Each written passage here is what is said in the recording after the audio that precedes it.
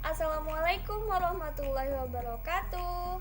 Ketemu lagi bersama saya, Lifta Nisa Umarhamah, mahasiswi jurusan Pendidikan Guru Sekolah Dasar di Universitas Negeri Padang. Pada video kali ini, saya akan menyampaikan materi yang berkaitan dengan mata kuliah pengantar kewirausahaan. Ada 3 poin yang akan kita bahas pada kesempatan kali ini. Yang pertama, pengelolaan usaha, dan yang kedua, pengelolaan keuangan, dan yang ketiga, teknik dan strategi pemasaran. Pada penasaran kan? Yuk kita mulai aja. Oke, kita mulai aja dari poin yang pertama, yaitu pengelolaan usaha. Pengelolaan usaha dimulai dengan melakukan perencanaan usaha. Perencanaan usaha diantaranya yaitu misi usaha, usulan, operasional, rincian strategi, peluang-peluang atau market yang ingin diraih. Selanjutnya, fungsi dari perencanaan ialah untuk menjadi pedoman dalam mencapai keberhasilan manajemen atau keberhasilan atas pengambilan keputusan dan kebijakan di dalam usaha yang akan atau sedang dijalankan.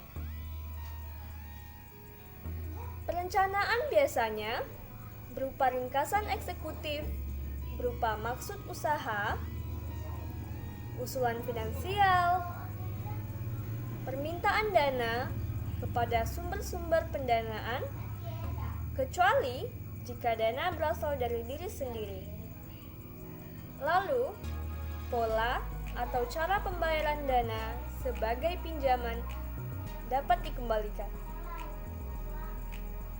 Perencanaan usaha menuntut untuk lebih berkreasi, berpikir, berimajinasi agar dapat menentukan titik sentral harapan keinginan yang sesuai rencana. Tak hanya itu, wirausahawan juga dituntut untuk banyak bertanya dan rajin membaca terkait wirausahawan hebat. Lalu, menelusuri kemungkinan-kemungkinan proses untuk mendapatkan pinjaman dana dari sumber yang dapat dipertanggungjawabkan. Untuk kemudian didesain ke dalam rencana pengelolaan usaha berupa proposal yang berisikan tentang manajemen usaha, manajemen produksi, manajemen keuangan perusahaan, yang dapat dijadikan sebagai alat untuk mengajukan kebutuhan permodalan yang bersumber dari luar. Oke, kita lanjut ke poin yang kedua, yaitu pengelolaan keuangan.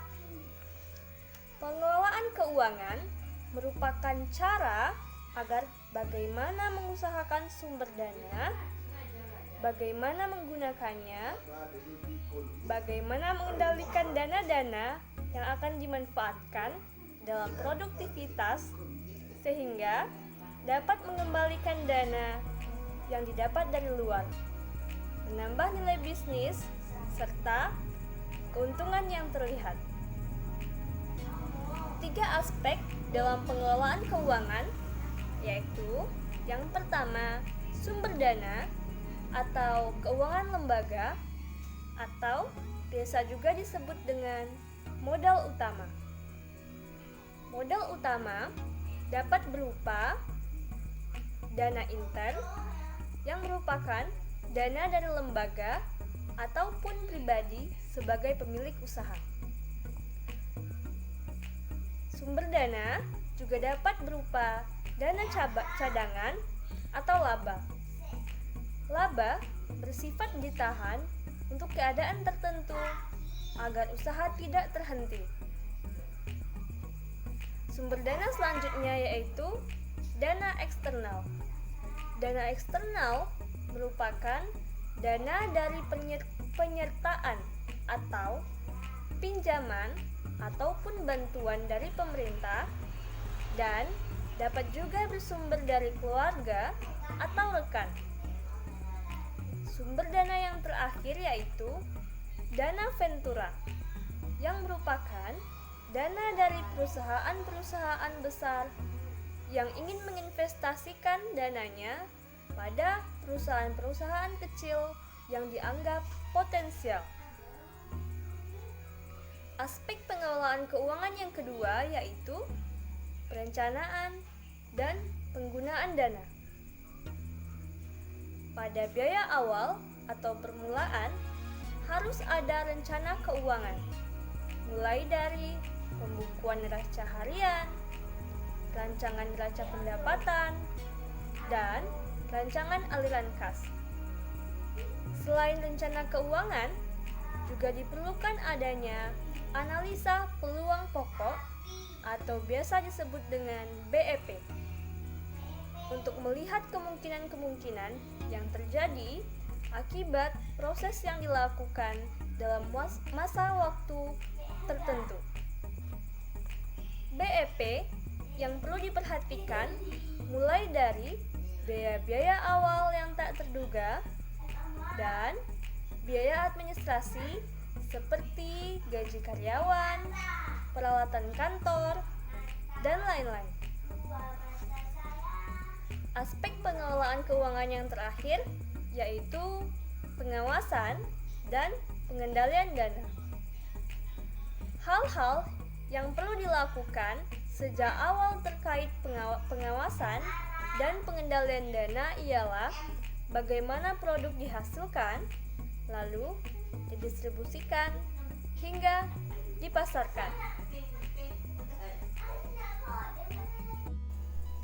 Oke deh, kita sampai di poin yang terakhir, yaitu poin yang ketiga tentang teknik atau strategi pemasaran. Pertama-tama, apa sih pemasaran itu?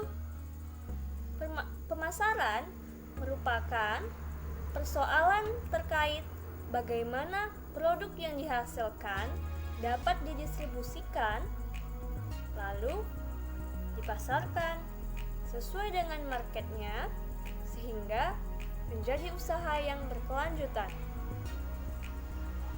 Hal-hal yang harus diperhatikan dalam pemasaran yaitu kebutuhan atau keinginan konsumen,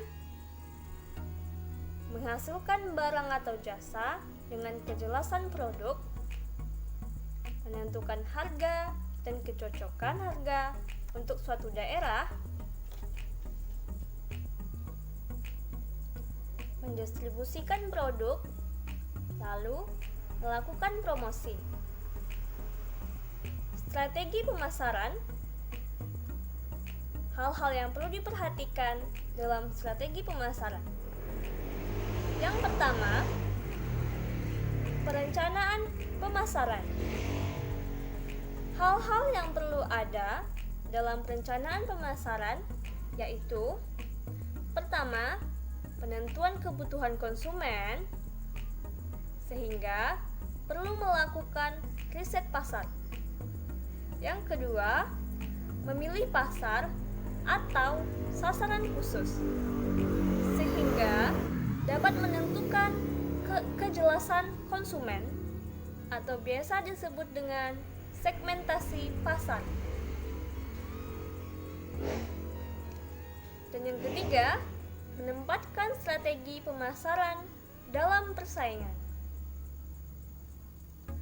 Hal yang harus ada dalam perencanaan pemasaran selanjutnya yaitu melakukan pemilihan strategi pemasaran dengan memanfaatkan marketing mix.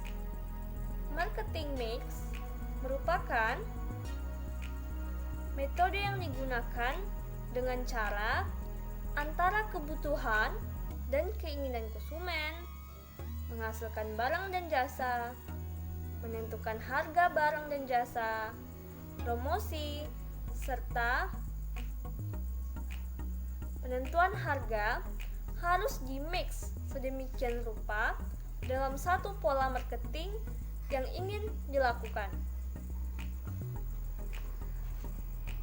Hal yang harus ada terakhir dalam strategi pemasaran ialah kiat pemasaran. Kiat-kiat dalam pemasaran diantaranya, yang pertama, mencari peluang-peluang pasar. Selanjutnya, mencari tempat yang tepat, kondusif, dan dekat dengan target pasar. Selanjutnya, banyaknya barang yang dibutuhkan pasar harus diperhitungkan. Dan yang terakhir, menentukan target market yang hendak dicapai. Baiklah, bahasan kita selanjutnya masih dalam poin yang ketiga, yaitu teknik pengembangan usaha. Ada beberapa cara untuk melakukan teknik pengembangan usaha. Yang pertama, perluasan skala ekonomi. Perluasan skala ekonomi merupakan cara yang dilakukan untuk menambah skala produksi, tenaga kerja, dan termasuk teknologi kekinian, sistem distribusi, dan tempat usaha. Teknik pengembangan usaha yang kedua yaitu perluasan cakupan usaha. Perluasan cakupan usaha merupakan usaha pengembangan yang ditandai dengan biaya produksi dari suatu usaha merupakan biaya total bersama. Contohnya, ketika kita hendak menambah jenis usaha baru yang tentu membutuhkan tantangan yang lebih besar. Contohnya, pada awalnya kita mempunyai suatu usaha di bidang kuliner, lalu selanjutnya dikembangkan dengan usaha di bidang pariwisata. Itulah yang dimaksud dengan perluasan cakupan usaha. Terakhir, persoalan manajemen dan strategi kewirausahaan. Manajemen kewirausahaan menyangkut tentang semua kekuatan perusahaan yang menjamin untuk bisa eksis di kemudian hari. Sedangkan strategi kewirausahaan yaitu terkait dengan strategi bagi pemimpin-pemimpin pasar dan bukan pemimpin pasar dalam berwirausaha. Oke deh, kita udah sampai di akhir sesi. Jadi, kesimpulan yang dapat kita ambil ialah untuk menjadi seorang wirausahawan atau pengusaha yang sukses harus mampu menjaga dan memelihara spirit berwirausaha agar dapat selalu berperilaku kreatif. Mungkin sampai di sini saja materi yang dapat saya sampaikan. Sampai ketemu di lain video. Jangan lupa ya, jaga kesehatan. Assalamualaikum warahmatullahi wabarakatuh.